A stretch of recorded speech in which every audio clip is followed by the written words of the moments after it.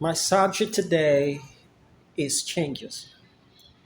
And the reason why I want to talk about changes is because we are well aware that we live in a world that constantly and constantly evolves and constantly change.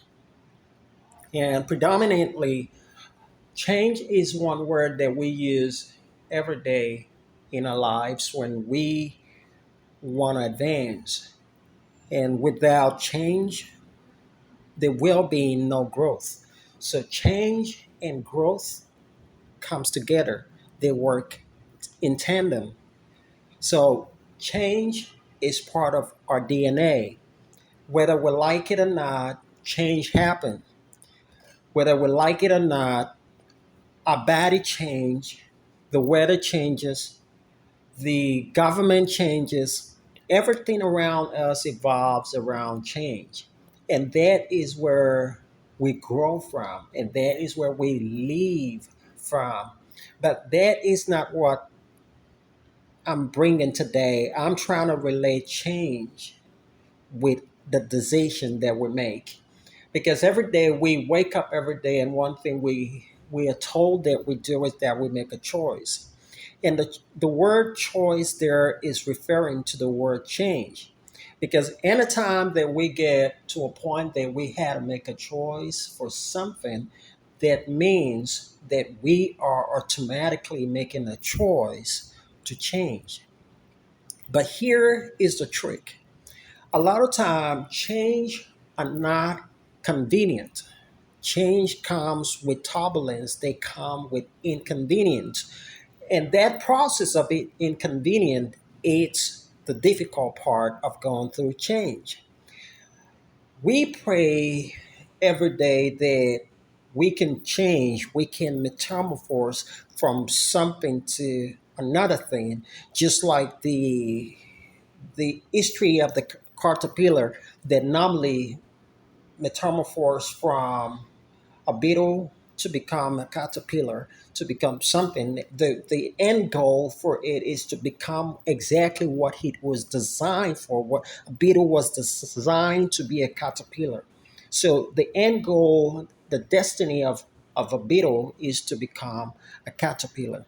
The end goal of us as human being is designed for greatness, is designed for something bigger than what we were born with. Okay, so but if the end goals are not reached, that is the process of change is either being delayed or the something that has started the process of that metamorphosis to happen. So change, therefore, is that it's a conscious effort. And I remember the word that Job said that in the Bible, somewhere in the Bible said, I will wait till my change come. There is that process of waiting for a next level, for something that we are designed to accomplish to happen. There is that process of waiting. And we are also too familiar with the saying that says change is the only constant thing in the world. Yes, that's true.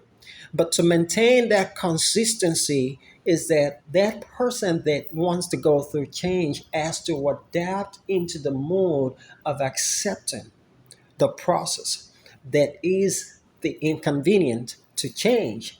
And if we do not want to accept that inconvenient to change, then the end goal for greatness will be delayed. Or if the end goal is delayed and over again, we are triggered to either adjust to still get to that place, but we cannot really pull ourselves across that finish line, then what happens is that this is what you call a stunted growth.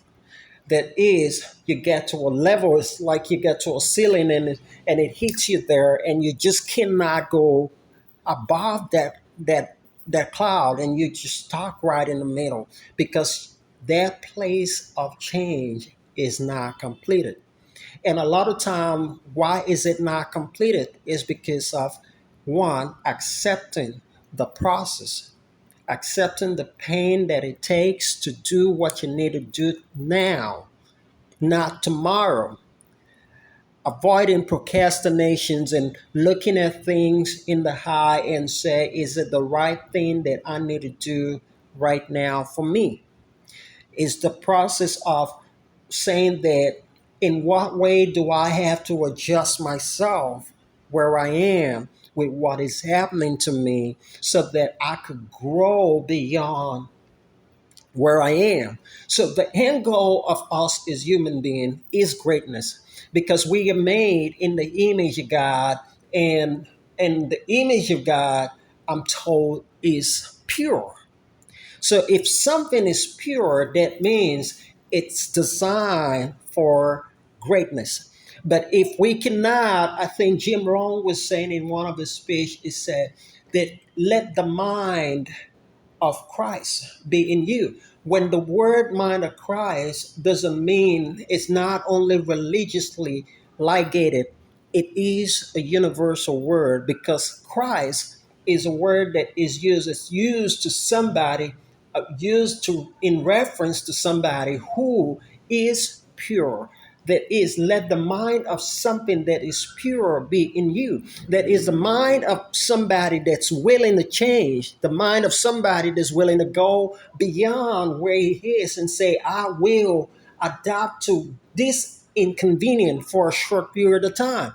Because delayed gratification and the inability to delay gratification is the problem why a lot of people are being derailed from the part of destiny, or been delayed because of the inability to delay gratifications. So change, therefore, no matter how much we pray for it or how much we long to change, and if we are not willing to look at that area critically and say, is this what I really want to change? Is it a relationship? Is it this? Is it that? Whatever it is that you want to change, you have to accept, number one, the responsibility to say, I do whatever it takes to make sure I bring about this change. Because if we do not change, the world will change. Things will come and pass, and we will still be the same. And it's not going to change, stop anything. The clock will never stop 1 minute waiting for anybody.